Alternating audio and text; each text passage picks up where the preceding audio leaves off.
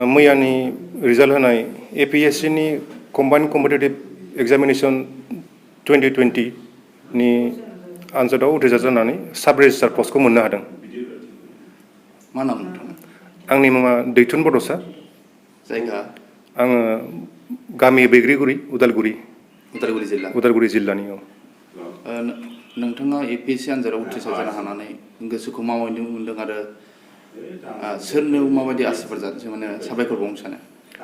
आं गोसोखौ मोजां मोनदों मानोना आङो बे फरिखानि थाखाय आं नाजाबाय थादोंमोन, खस्थ' खालामबाय थादोंमोन। ओमफ्राय फरिखाखौ आं मैया रिजाल्टखौ नुनानै आं गोसोखौ बिराद मोजां मोनदों आरो आं बे उथ्रिसार जानो हानायनि थाखाय आं आंनि बिमा, स्पेसियेलि आंनि बिमाखौ आरो गासिबो आंनि गामिनि रायजोफोर, आंनि लोगोफोर, आंनि न'खरनि गासिबो सोद्रोमाफोरखौ आं साबायखर बावनो सानो।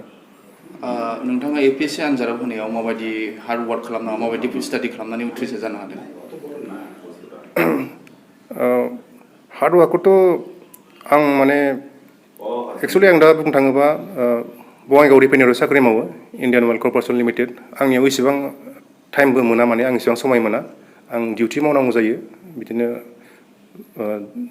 सानाव डिउटि मावनांगौ, मोनायाव डिउटि मावनांगौ।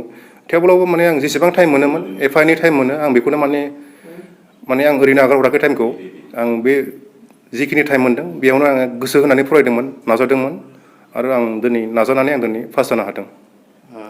नोंथाङा APSC आनजादखौ होनो थाखाय कचिंफोर लादों नामा?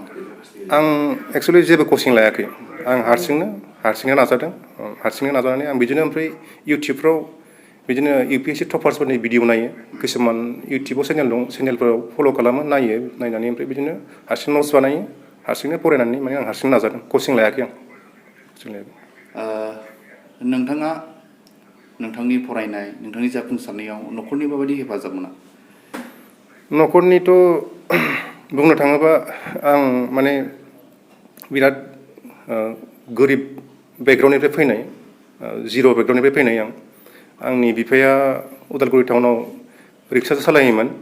बिनिफ्राय आंनि बिमाया बिदिनो उदालगुरि बाजारफ्राव मैगं फानलाबायोमोन। न'खरनिफ्रायथ' आं जेबो मोनाखै। बिमा बिफाया खस्थ' खालामनानै फोरोंबाय।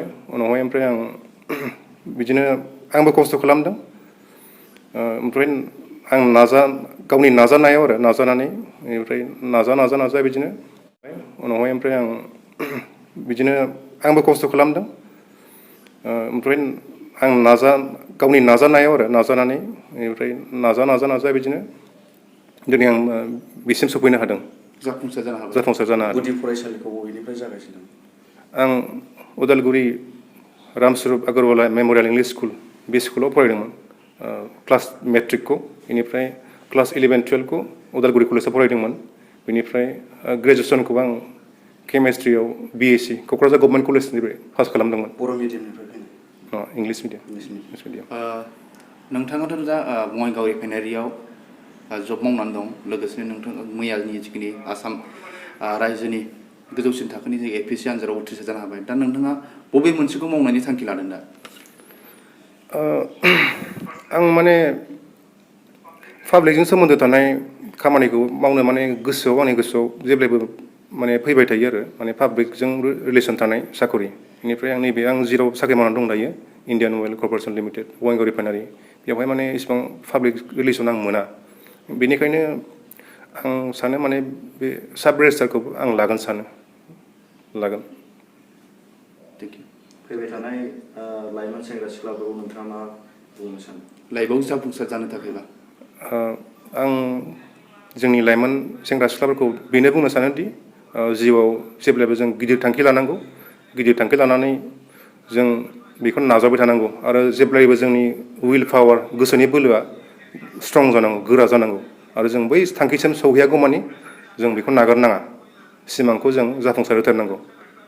माबायदि नाजायोब्ला गावनि थांखिखौ उथ्रिसार जानो हायो होननानै नोंथाङा सानो?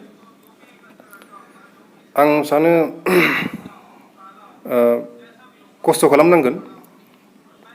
खस्थ' खालामनानैहाय टाइमखौहाय, समखौहाय मोजाङै बाहायनो रोंनांगोन।